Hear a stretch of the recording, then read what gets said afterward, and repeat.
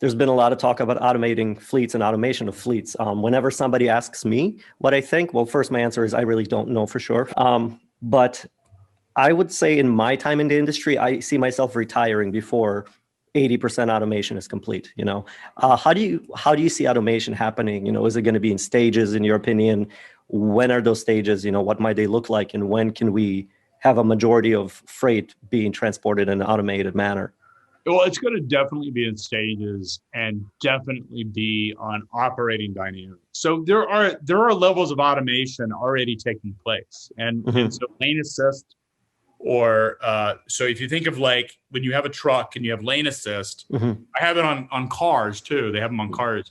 Is that if your car or truck drift into another lane or is going to drift, the car corrects it. The first time you feel it's a very strange feeling when the car does that, because you're like, what's happening? Do I have a flat tire? It is a strange feeling.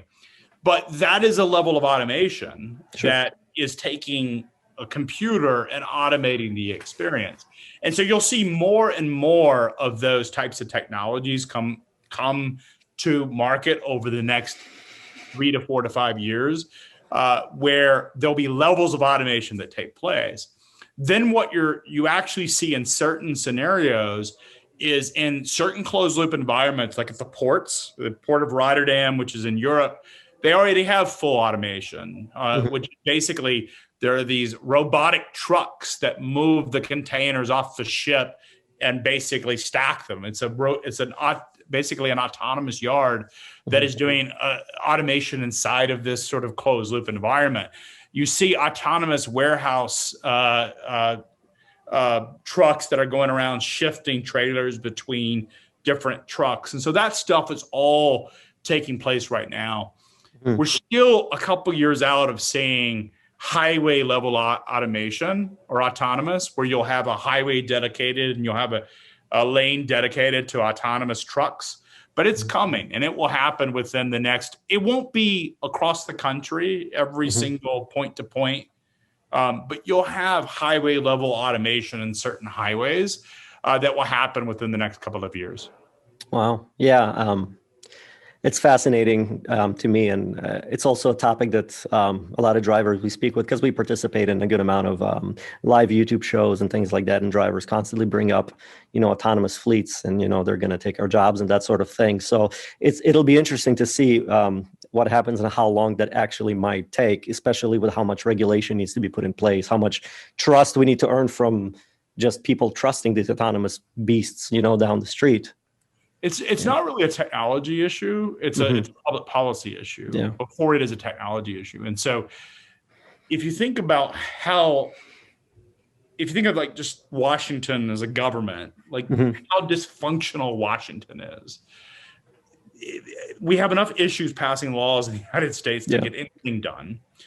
Compound that with the fact that if you're going to have point-to-point autonomous, that means you have to have the federal, the state, the city, and maybe the municipality to all agree on, or county, or whatever, parish, or whatever, to agree on what laws you can have autonomous. Because the federal government has the right of way on those federal highways, but the states get to choose what you can do on their state roads, and then the cities get to choose what you do in city roads. And this is a problem in places like California, where they have ordinances where trucks can't drive at a certain time through their local town.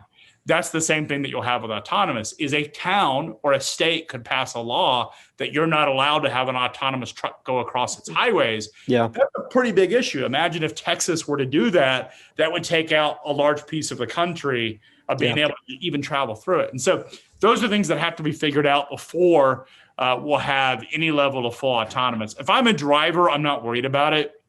Even after we have autonomous trucking, there will be a period of time where autonomy and driver assisted will still be a factor. So we may reach a level of full autonomy from a technological standpoint, but the regulatory environment, the government may not allow someone to not be in that truck. And there will be projects and perhaps local highways that still require a human involved in it. So driver assist will still be a factor. As you mentioned, I think it's safe to say if you're a driver today that you shouldn't be worried about finding a different career. It's unlikely to disrupt your life anytime soon.